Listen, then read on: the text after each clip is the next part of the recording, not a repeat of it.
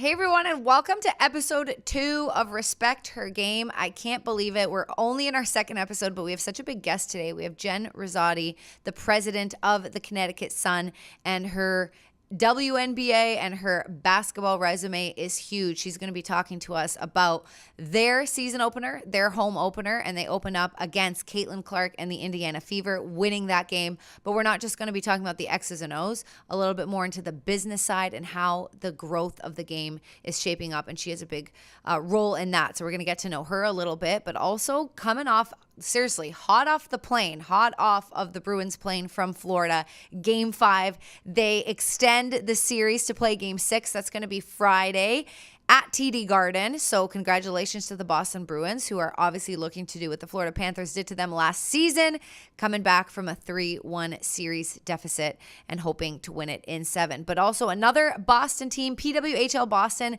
sweeping Montreal to advance to the final.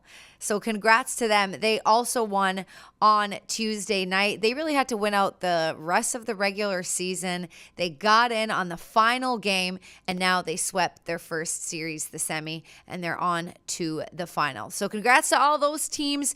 But right now, solo episode for me. Let's welcome in our special guest, Jen Rizzotti. And we're welcoming in right now our guest, Jen Rizzotti, president of the Connecticut Sun, who played in their season opener, their home opener last night, defeating Indiana 92-71. So congratulations on that. And we're not actually going to get into the technicalities of the game too much, but more kind of the bigger picture stuff. By the way, you're joining us on your birthday. So thank you for making the time for us, and happy birthday. Oh, thank you. Bigger picture, obviously season opener, home opener, big deal. But sold out arena. We saw that some of the Patriots were there. Good Morning America was there. Obviously, you guys got the win. You were honored ahead of the game. What was the atmosphere like? And maybe leading up to it too, because I'm sure you were busy getting all that organized and ready. What was the whole atmosphere like coming together for that home opener last night? Yeah, it was pretty unbelievable. I think actually probably since Caitlin Clark declared for the draft back in March, and everybody circled her first WNBA game on the calendar being in Connecticut. It's been a little intense and in a good way. I think last night's game, although I'm very happy with the outcome on the court, was so much more about where the WNBA is and the business of basketball right now than it was actual baskets and steals and points. And the effect that this draft class has had, the effect that the popularity of the college game spilling over into the WNBA has had on our league has been tremendous. So we've all seen a rise in ticket sales. We've all seen a rise in season ticket membership. We've all seen a rise in brokers trying to buy tickets and increase prices. So it's been a phenomenal economic impact for the leaders of organizations that we're all trying to make sure that we take advantage of now, and we ride this kind of wave of momentum and make sure that it continues into the future. I love that. I love hearing that, especially like you said, the interest, the money, the tickets, the promotions, all that just growing the women's game, which has been working so tirelessly for so long. And obviously you've been a college athlete and one of the best, and you've probably seen the game grow so much. You mentioned the draft class. How much, and Caitlin Clark, of course, one of the, like you said, since we found out the schedule where she was going to be, one of the reasons why there's been so much attention from young girls, young boys, everyone on the sport of the women's side of basketball. Yeah. But the draft class in general, I want to give Caitlin Clark her dues, but we saw very, very great draft class. I'm looking for the right word. I was going to say talented. Yeah. There we go. Talented draft class. And the draft, of course, being aired as well. What do you think that's done for the game? Well, I mean, I think the fact that the numbers of viewers of the draft being so high and dramatically high is a testament to how interested people were in where these young women are going to end up. And yes, Caitlin has a lot to do with that, of course, but I think Angel Reese is another name of in popularity in the game and people's interest in how she's going to translate into the WNBA. And Cameron Brink, who got drafted by LA, who played at Stanford, and Rakia Jackson, who was at Tennessee.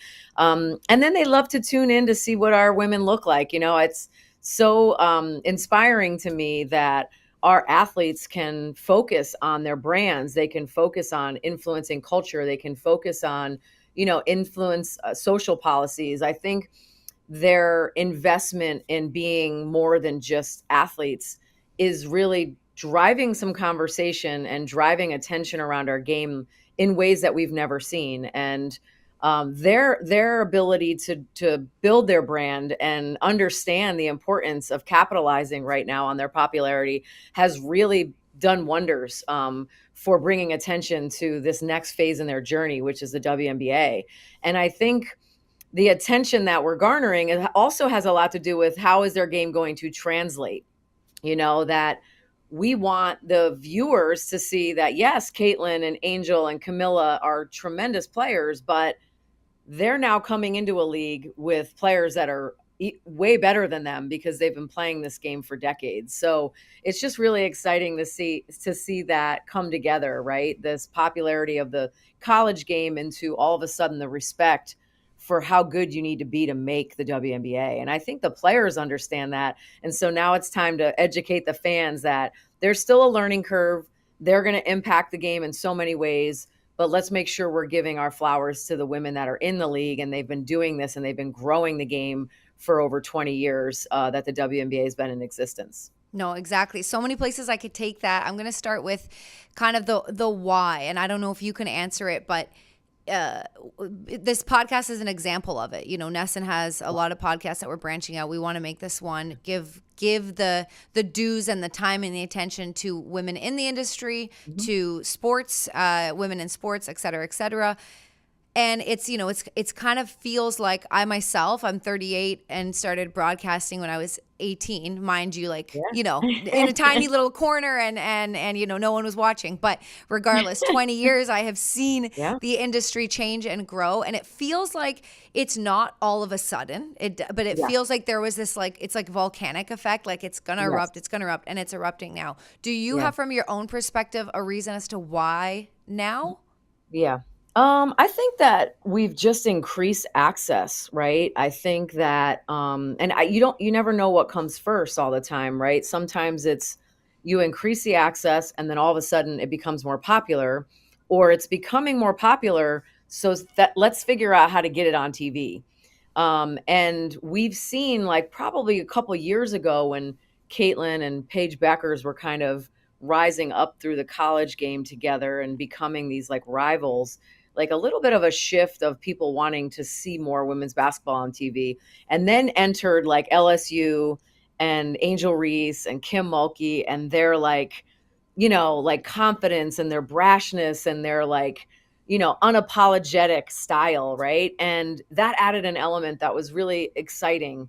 And so you look at Caitlin, who's I think one of the most captivating players to watch. You look at these storylines about rivalries, and it was almost like, we better put this on TV. We better make it accessible. And then all of a sudden, when ESPN and Fox and NBC started putting women's basketball on TV, more and more people started to watch. When the WNBA had games on ABC last year, we blew away our viewership numbers, because when you make it accessible for someone who's just clicking through channels, they're stopping now and watching these games. And so I think it's like a chicken and egg conversation. Like, is it popularity that led to access, or is it access that led to popularity?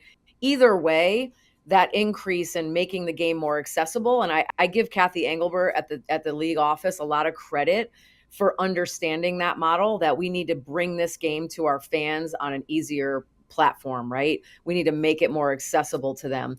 And I think pushing that narrative and pushing the economic model needing to change in the WNBA has really done wonders for both the college game and the pro game. And like you said, now we're seeing this eruption of popularity and excitement and investment, right? When brands are investing in our athletes, they become more accessible. They become more of household names. They're showing up in your commercials when you're watching regular TV. That Yeah. wasn't happening before. And now we're like pushing the envelope on making sure that brands understand that investing in these women are only going to help them. And again, we're seeing that continued interest and investment, and it's doing wonders for our young women. Yeah, it absolutely is. And I love your point about the accessibility and the coverage. And it really is a chicken or an egg conversation, as you said, but both are working in conjunction with each other, kind of this the Yes. momentum in this circle. But something for me, even obviously, I have social media for my job. I'm on Twitter, Instagram, scrolling through storylines. And again, I have seen the women's game or just representation of women in the sports industry grow in my time, but something I didn't really see until this year.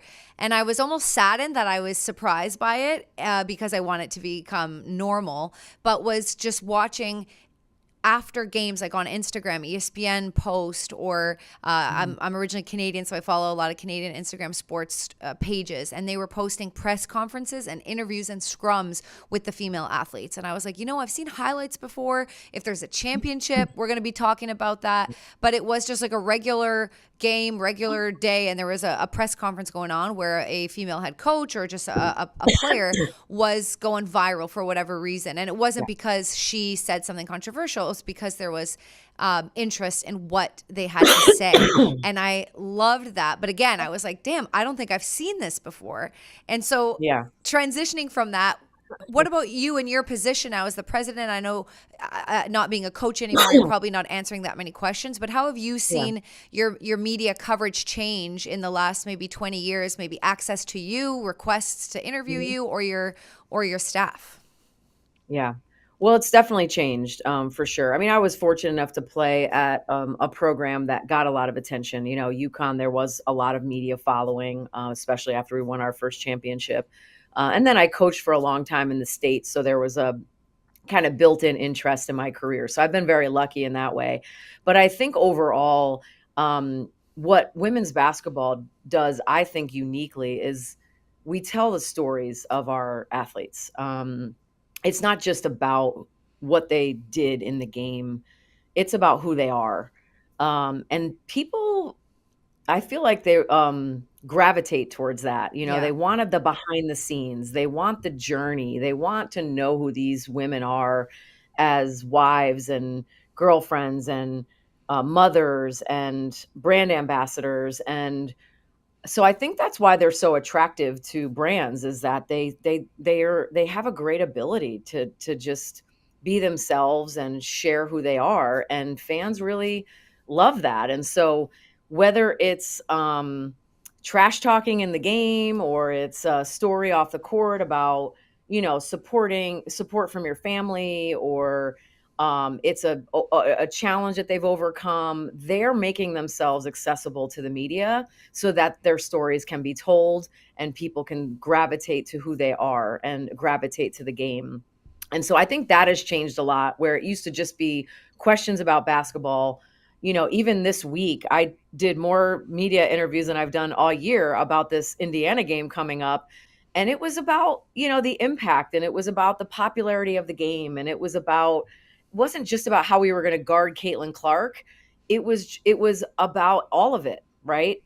I got questions about why it took so long for Asia Wilson to get a shoe deal, when Caitlin got one right out of college. So there Hmm. was questions about the race issue. So it's great that this is all coming to light. And I think all of us leaders have to continue to be comfortable talking about all the great things that are happening in our game, all the challenges that we're still continuing to have. But I've told my PR person I will say yes to everything that I can fit in my schedule, because it's important for me to talk about Alyssa Thomas. It's important to me to talk about DeWanna Bonner. It's important to me to talk about my coach, Stephanie White, because they deserve the attention based on all the accolades that they have, but also based on who they are and what they've overcome in order to get this game to where it is today. Well, I can say, just meeting you kind of virtually, you can really feel the passion that you feel for this game and for the future of these women. And I don't know them or you very well, but I could say that they're lucky to have you kind of supporting them and representing them and wanting to, fit in your busy schedule, just making sure you're doing your best as the president to like continue to grow this game and represent them or push for their Yes. brand, for their stories, for everything you just Mhm. mentioned. On that note, you know, what does a president do? Like, what is your day to day? And I'm sure it differs. I'm sure it differs in other sports. But when you've obviously transitioned from athlete to coach and now president, are you as involved in the game as you like to be, or is it more like the dollars, the sponsorships, the meetings, the growth of the game? What is your day to day Yes. like? Yeah, definitely more about 80-20 business to basketball. I oversee both sides of the organization, but I have a general manager, an assistant general manager, operations, and a coach that kind of handle most of, the game preparation, the travel for the athletes, kind of everything that's related to the team. I have somebody kind of in place to manage that on a day-to-day basis. So I show up kind of at the end of practice, make sure everybody's good. I support whenever they have challenges, but I don't really get involved with the strategy around how they're going to play, how they're going to guard Caitlin, how they're going to guard Aaliyah Edwards. That's kind of up to them. When it comes to continuing to build our roster and make sure we have the right culture on our team, that's kind of where I'll step in and say, hey, these are the kind of players that we need to have in our organization.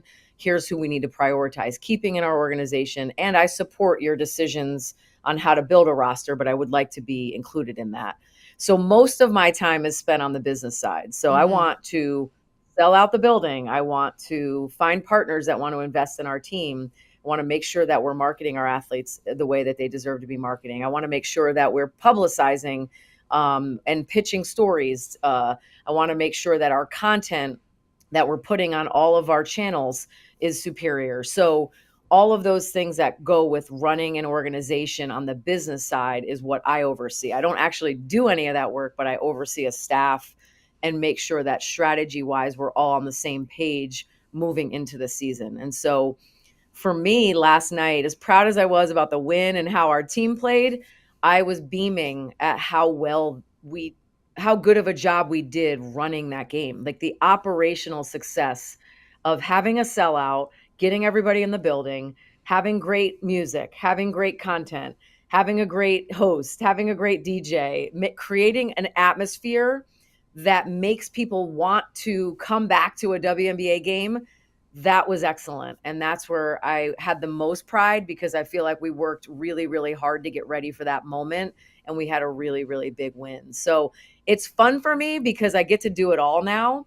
And I'm super competitive. So maybe instead of measuring like wins and losses on the court, I measure our revenue success or our satisfactory success with our fans. And to me, it's like the same thing. It's a game and I want to win it and I want to be the best at it. And I want to surround myself with people that are going to, be as passionate about investing in these women as I am. Yeah, no, like I said, you can really feel it, and obviously, congratulations on the success of the opening night. I'm so amazed because I'm not involved in that in my job at all, and I work covering a male sport, that's been established. The Bruins celebrating their centennial year, their 100-year anniversary, right? So they've Yeah. been established, they've had that Yes. coverage, but Nessen's doing a good job of covering the PWHL, and they don't even have Yes. team Yes. names, and they Yeah. they also, but you know what? I was talking about it with someone last night after the Bruins game, one of my broadcasting fellows, and he was telling me that the people behind the PWHL, that they wanted them to kick off this year, but everyone was like, don't do it. You don't have arenas yet. You don't have names. It's not going to be a success. How are you going to market it to fans? And they have sold out. They have set so many Yep. attendance records, right? And they don't Yep. even know, at least in Boston, they have this temporary arena that they're playing out that's way outside the city. And just things coming together. And I myself was like, how much support are they going to get? And they're blowing it out of the water. Yep. So it's just Yeah. amazing to see that with a little, well, not a little, you need a lot of support, but with that drive. And I think what's working is because they have what I can see you have is not just Yes. a business interest, but like an emotional passion and attachment to the outcome, Yes. not just the finances, and to the lives of these people playing and coming to watch, and the future Yeah. generation coming to watch. And that's what's Yeah. making it work, helping make it work. Yeah, I mean, well, I know your Boston team is in the Final Four of Yes. the Yes. league, right? So I'm actually the Amy Shear, who is the commissioner, I believe, of the league, she worked for me at the Connecticut Sun for about a year and a half. So she kind of helped mentor me into this role and taught me a lot about business operations. So when I heard that she was going to be overseeing the start of the hockey league, I thought, wow, they're lucky to have her because this is right in her wheelhouse. And I actually spoke to her yesterday, and I asked, I said, how are the crowds? How's it going? She just said it was unbelievable, the interest that the league has had. And I think it's an example of like if you build it they will come, right? Right. Like why wait? If the interest is there, give them the product and then build up around it. But you don't want to miss your opportunity. People are interested in women's sports right now. They want to see it. They want to be a part of it. They want to invest in it. So let's not miss our window, right? All of us, soccer, hockey, basketball, let's not miss our window to capture all the attention of investors and fans. And our goal is to build lifelong fans of the Connecticut Sun, lifelong fans of women's hockey, lifelong fans of the NWSL. And so we got to get in front of these young girls now and these young boys now. I mean, there was a lot of boys at our game yesterday I love cheering that. on both teams. So it's like get in front of them now while the interest is high, and then provide the access for them to Yeah. come. And so if that means you build a better arena that's more accessible, if it means you get on TV so people can watch you, play, you invite people to your arena and make it easy for them to get there. You have to make the game accessible. But if you don't have a league, it's not accessible. So it's kind of cool that they started this way, and they kind of made the decision to go full steam ahead and figure it out as they go. And I think as a female leader in the sport of women's athletics, we all feel proud when that success is achieved in any other sport. When you were playing for UConn, did you think after you graduated, and of course I know you played professionally after that, but was there a part of you that was like, okay, maybe 10 years from now I'm going to have to get a job, I don't know, whatever that would be? Or did you think like, no, I will be a president of a basketball organization or a GM or a coach? Were your sights always there? Not really. I mean, I was in the middle of playing when I got a call about being a coach. So I was 25 and finishing up my second year in the WNBA, or my first year in the WNBA, and Hartford called me. And so I had no thoughts about being a coach. But once I started, I knew it was what I was meant to do. And I did it for 22 years. And I think while I was doing it, I thought that's what I would do for the rest of my life, right? I loved it. It was who I was, it was what I was meant to do. And then, 3 years ago, I kind of started to get a little burnt out, and this opportunity to take a leadership role at the Connecticut Sun came up. And it was kind of a perfect time for me to pivot. So I never thought that I would do this. But again, Hmm. it was one of those moves where I kind of had to take a leap of faith. I had to trust my gut. And I had to make the decision that whatever I didn't know, I could learn, but I could take my strengths, whether it was leadership and motivation and passion, and the ability to galvanize people to a common goal. I could do that anywhere, whether it was coaching, playing, or being in the front office. And so that's what I did. I surrounded myself with great people that knew the things that I didn't know, like Amy. Um, and then I just made sure that I continued to hire people that were going to fit my culture and buy into my vision and care about building the organization along with the WNBA at a level where we could really give back to our players in the ways that they deserve. So, I think that I just was fortunate to have the opportunity. I took advantage of it, and I haven't looked back since. I love it. Now, what about coming full circle? I know obviously playing for UConn, I know you coached University of Hartford as well, but just being with the Connecticut Sun, Yeah. was that an extra selling point for you coming full circle? Yeah. Well, two things. I was down in DC because I was coaching at George Washington before this job. So it was kind of my first time away from Connecticut, 5 years down there. And um, I think if it was a different WNBA team, I might have been a little more hesitant to go. But the fact that it was more of a homecoming and I felt like I could make a bigger impact because of my reputation in Connecticut as an external face to the team, that was definitely a driving factor for me. It's nice to be near my family, but I Yep. think being able to bring this product to the fans in a way that they deserve, I felt like I knew that. I never got to play for the Connecticut Sun, but I played against them when I was in the WNBA. I wanted to play here. So, but the fact that I started my career as a player and then, 20 something years later was able to come full circle around to lead an organization and continue to push the league forward and hopefully develop the future leaders of this sport. It's been a tremendous, like, inspiring full circle moment for me. Yeah, well, congratulations. I know this is not obviously your first year doing it, but congratulations. First time we get to talk to you about that. Thank And you. and Yeah. yeah, Yeah. seeing, high school in Connecticut and UConn, obviously, and now the president of the Connecticut Sun. I want to pivot a little. I'm curious for myself, too, as someone who doesn't have kids yet. Definitely want kids. When I travel with the Boston Bruins, which I don't do that much anymore, but my first couple years I did in my early 30s, and I was like, I can't have a family with this schedule. Like, that was just what I Yeah. told. I was like, there's no way. Yeah. I cannot be. If I do, I'm not going to be home. I'm going to have mom guilt for sure. Like, I have guilt saying no to my girlfriends for dinner. Like, I couldn't imagine Yeah. saying no to my kids. What's that part of work-life balance been for you? Has it gotten easier? I know you mentioned in some stuff I was reading about, your husband's obviously very supportive Mhm. of your career, but you have two boys? Two boys. Yep. Two boys, teenager, oh, older now, right? Teenagers, are they Yes. there? Yeah. Yes. Uh, 19 and 15. Yeah. what was that like? And maybe still, because obviously they're Yeah. not, often married and doing their own thing. What's the work-life balance in terms of family Yeah. versus business for you like? Well, when I was younger, it was a little different. I was at the University of Hartford. I had a female athletic director, and she was super supportive of my career being about my family, right? I mean, I felt like my team was my family, so I was introducing my kids just into like an older sister culture, right? But I was allowed to bring my kids to work. I traveled with them. I was fortunate to have, my parents and my sister-in-law who would come with us at times because my husband was on the staff.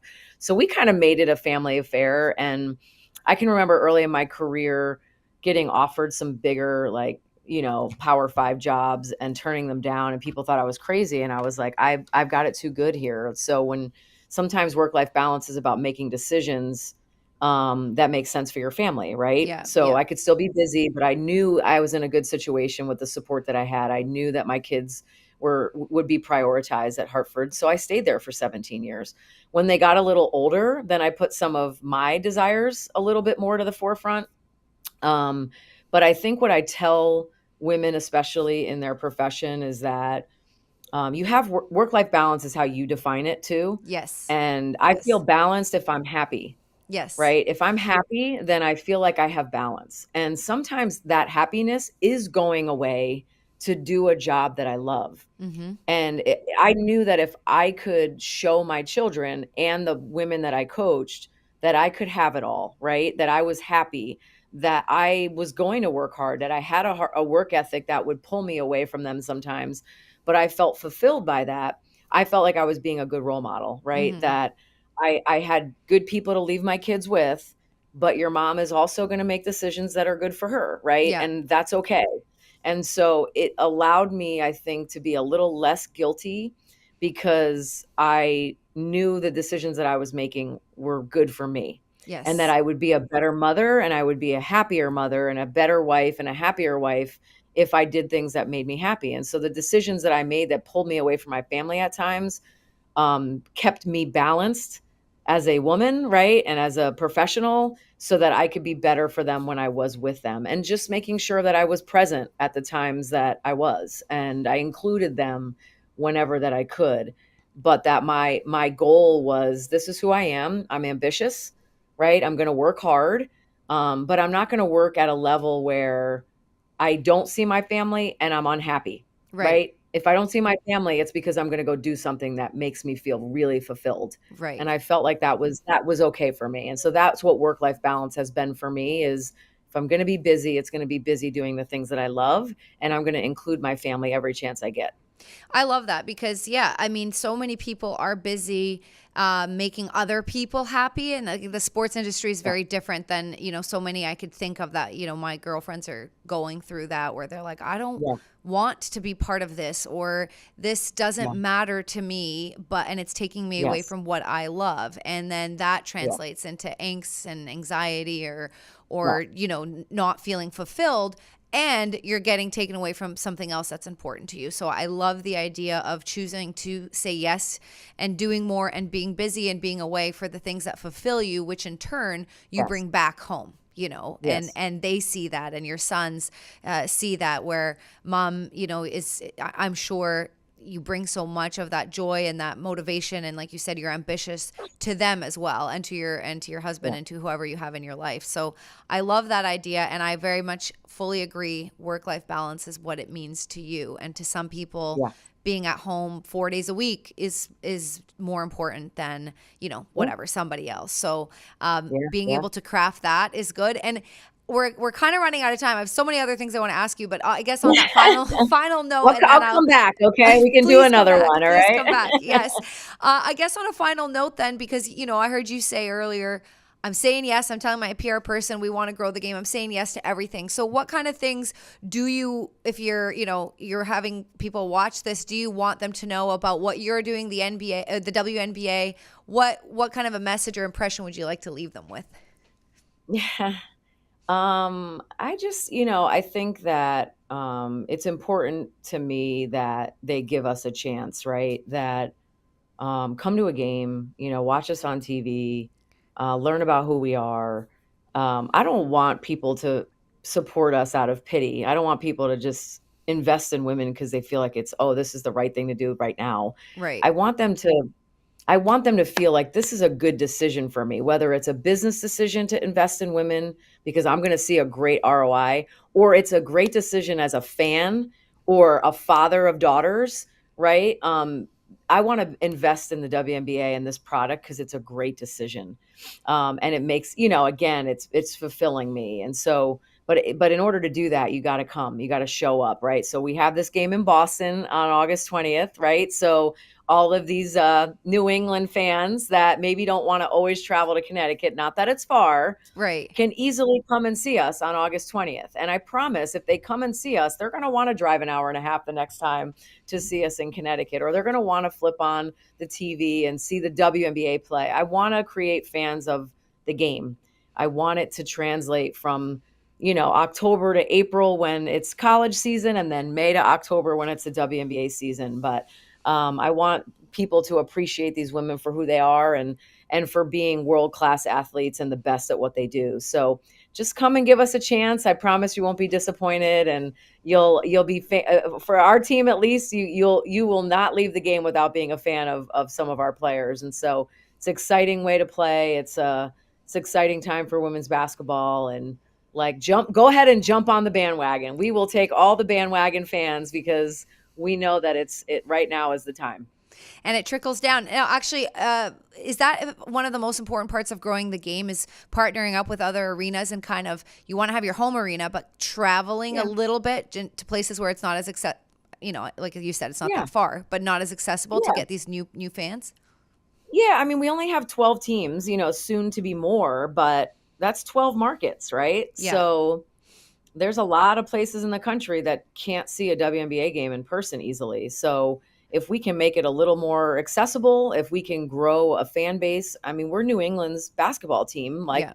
women's basketball team, right? You have the Celtics in Boston, and then there's us. So if we can make our product more accessible to fans in New England that maybe live in New Hampshire or Vermont or Maine, that's great for the game.